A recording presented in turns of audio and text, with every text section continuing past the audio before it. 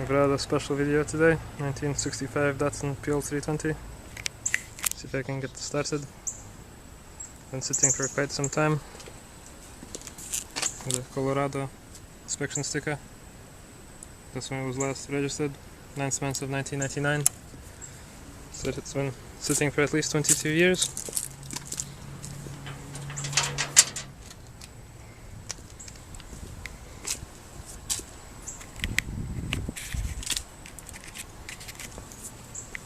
Take off the tow bar first, so that's rather in the way, and have a look at the engine. Here's what the inside looks like. 4-speed manual pull-off shift gearbox. It's showing 19,000 miles. Pretty sure that's been rolled over once, so probably 119,000.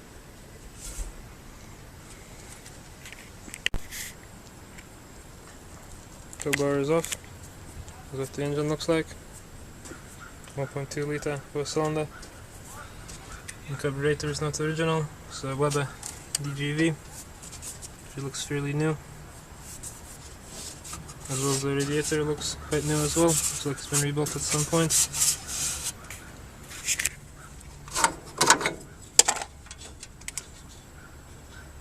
Completely dry inside.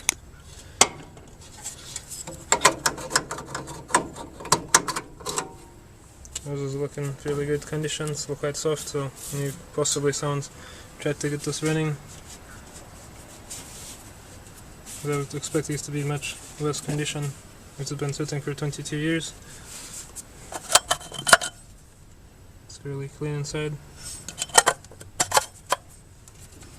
There's a filter right there.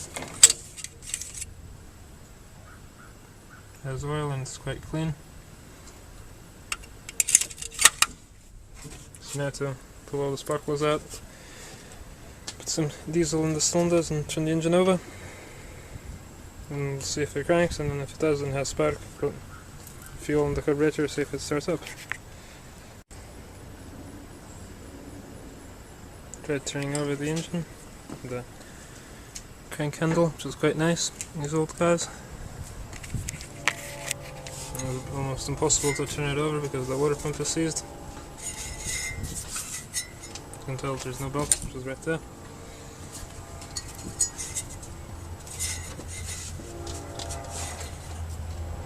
Literally cannot move it at all.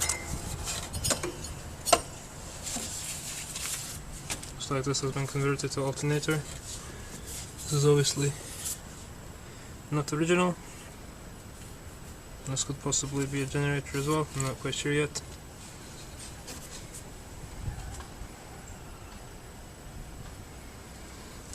Also pulled out the spark plugs. The spark plug wires themselves are quite new and very good condition. Here are the spark plugs. Autolite 404. They're also quite new. Until it's been barely run. And when it was running extremely rich.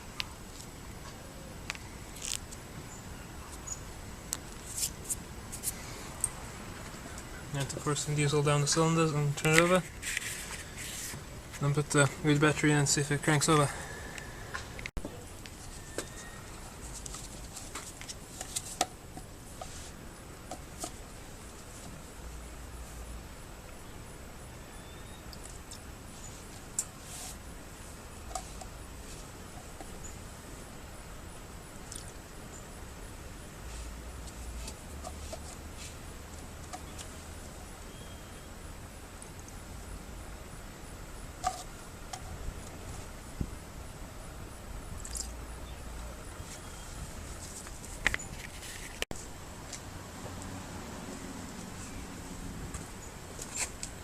Turn the engine over some.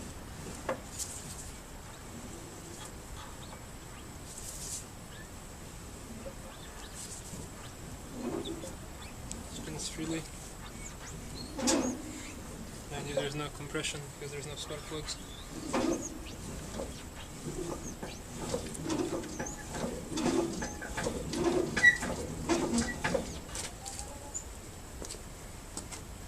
And put the battery in and see if it cranks over.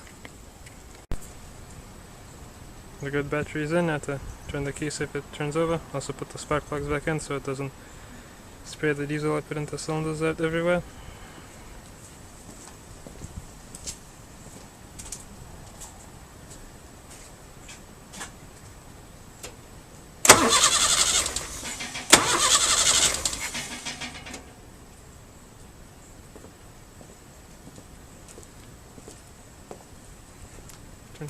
Turns over really nicely. Seems like it has a good compression. You have to check for spark, and if it has spark with some fuel in, see if it starts up. Now to check to see if it has spark.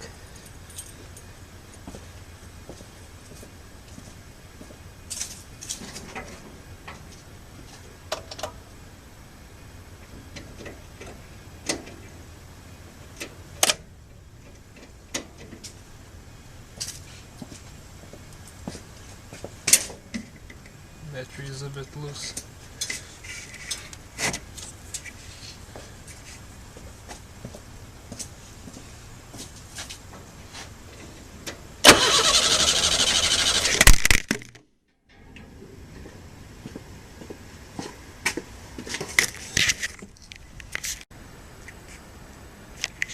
So I just rewatched the video. It does have spark, it is very weak. So I did clean the contacts here and here on the coil, as well as I sanded the contacts on the rotor and the distributor cap, and as well as the points, but that has hardly made any difference because the spark is still very weak. But I'll still try putting some fuel in the carburetor and see if it starts. Hopefully the spark is strong enough for it to be able to start. So that the carburetor looks like there's no air filter. Very clean inside, looks fairly new. Hopefully it's still in good.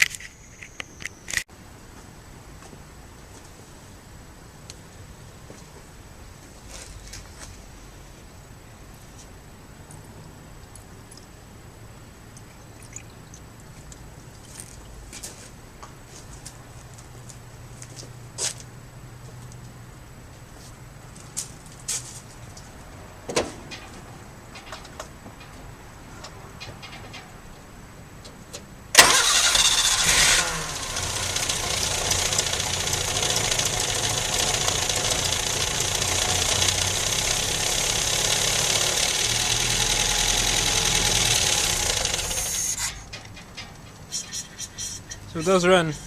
Quite amazing how well it runs actually after sitting for so long. Some more petrol in, see if it does any better.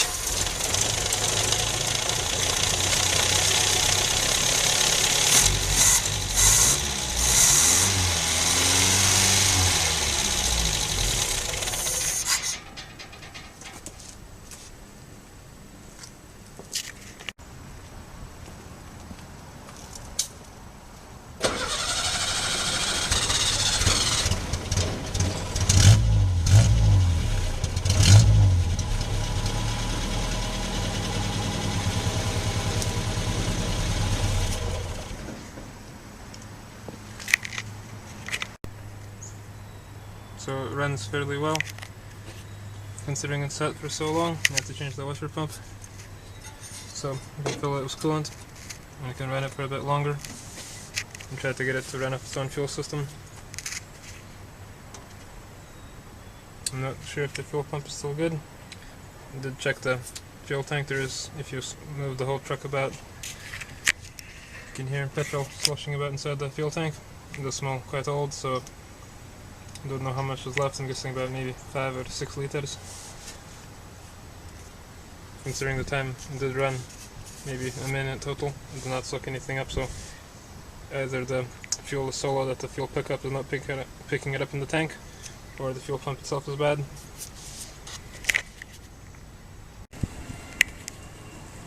Old fuel pump is out. Took the top off to see inside. Most of the valves are bad in it, so it doesn't work anymore. These are fairly simple to rebuild if you can get the parts for them, the diaphragm inside and the 2 check valves. I have rebuilt these before. instead of bothering with this one, had a brand new one. Just slightly different. Most importantly, the lever on it is 5mm shorter than the original one, so this has a backlight spacer, so I'll put this one on without the spacer and be fine. And the part number for it. Water pump is off, as well as the timing cover, because it was leaking, so I will reseal it once the water pump is off. Much easier to get to. Take the thermostat out as well, reseal it. Quite a lot of corrosion inside the head. Hopefully the engine's still good. There's a good water pump that's going to go on. The one that came off. Here's the old water pump. As you can see, it's completely seized up from the rust inside. The radius on is going to go on. Timing cover is all cleaned, except for the sealant, so we'll remove that.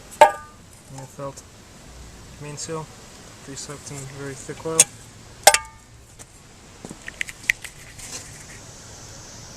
It's all cleaned, ready to go back together. And timing chain, everything in very good condition. Put the timing cover on, then clean the water pump and put that on.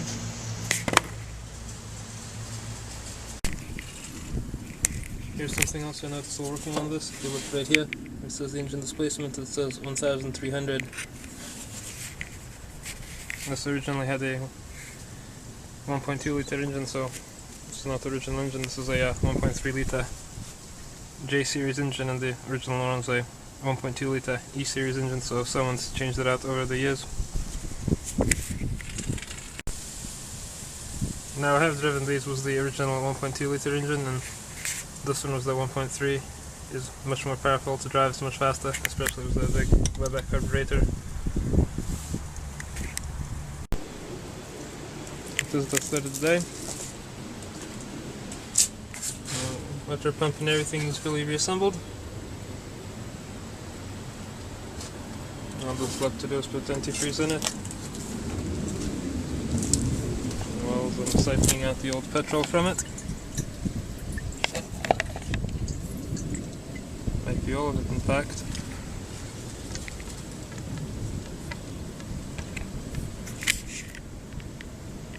You can tell it's quite bad by the colour of it, and it does smell quite bad as well. So I decided to blow some compressed air to the fuel pipes back to the fuel tank, and found that the pickup inside of the tank is plugged.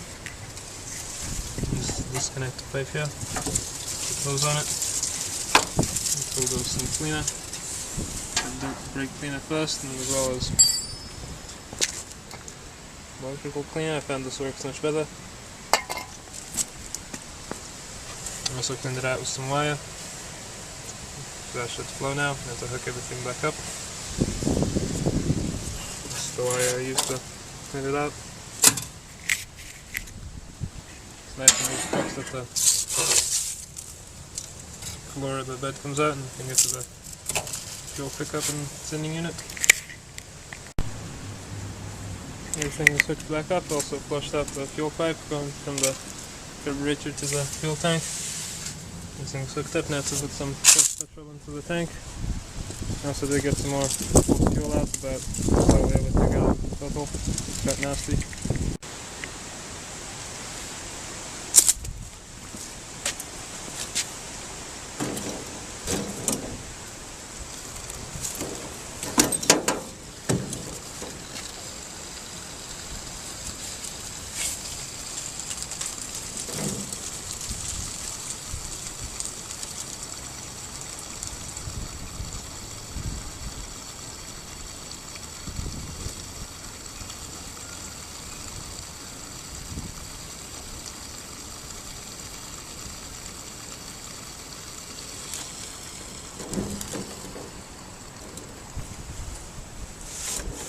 For now, we run the switch, put more in,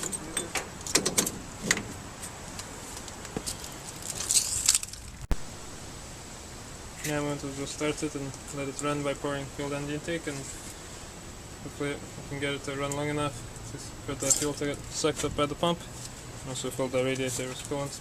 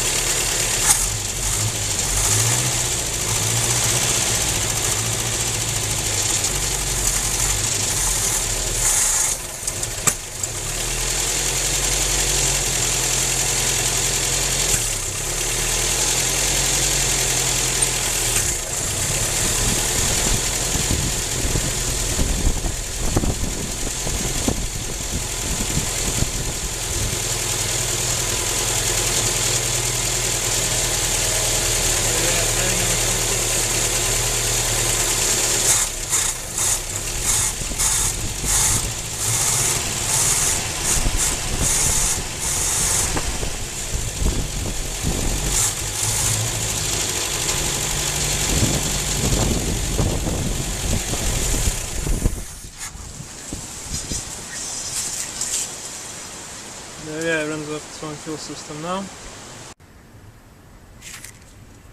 So it's been about a week since we've seen the last clip of this video. I feel I got the truck running and driving. Fixed all the hydraulics for the brakes and everything. It does have a problem with the valve sticking. The problem is when you first cold start it, for the first maybe 30 seconds, about that more or less, is it runs very rough and you have to rev it and it starts backfiring to the carburetor and so on. This is because the intake valves are sticking, and when you keep it running like this for about 30 seconds, about that, and all of a sudden it just clears up, the valves start working and it runs perfectly fine. There's all the compression and all 4 cylinders, they're all at 12 bar apart from number 2. The second cylinder, this one here, sometimes is at full 12 bar, sometimes it's about 8-9 bar, and sometimes it's completely at 0 bar. Now the problem is the valve stem seals, they've gotten so old that they're actually completely missing. I've already replaced all of them except this one, which I'll show you how to do. And the rubber, they're completely missing, and the truck does smoke quite badly as well, which is another reason to change them. Is the rubber got so old and it's actually like turned into like a liquid, and like a really thick liquid, and it's actually run down the valve stems into the guides and sticking up the valves. I already fixed all of them. This one was the problematic one, especially the intake valve, which is this one here that was sticking. They're all fixed, and this one was also very stuck, but they're all cleaned out. Now the way to remove the springs was without dropping the valve in the head, is you take about 2.5 meters of rope to get into the cylinder. That was the piston at bottom dead center. Then you move the rope around towards the valve you want to do, and then crank the engine by hand and compress the rope against the valve. And just a homemade tool was bolt goes on, tighten the bolt and it compresses the valve spring, and then you can remove the keepers and then the tool comes off and the springs come off.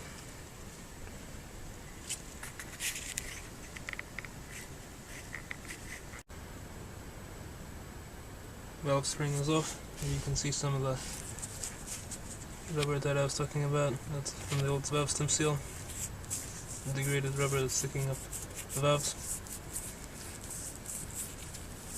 And to slightly turn the engine back so the valve can move about half centimeter, and just squirt some cleaner on this and just move that about and it cleans it out and it's fine.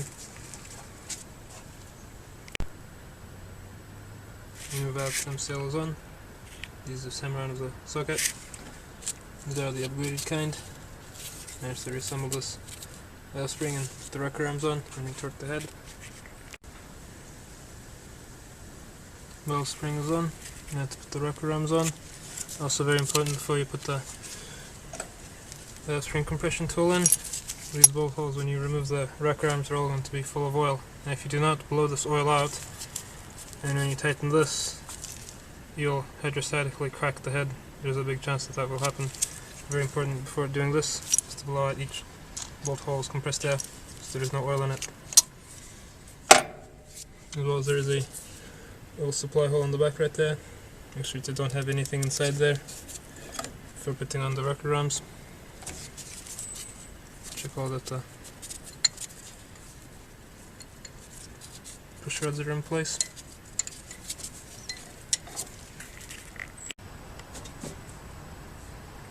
Rocker arms are on, and head is torqued to 45 foot-pounds.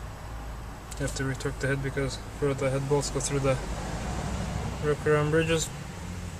The valve lash is set at 0.35mm. Spark plugs in, all that's left is to put on the valve cover and a filter.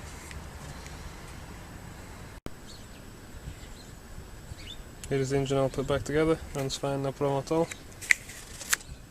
And the valves close as they should, no problem at all, but there's no guarantee that problem won't come back later on. Considering I did not remove the valves from the head fully to clean them, I just sprayed cleaner down the valve stems to clean them out, but it's really the best I can do without pulling off the head, which I really do not want to do.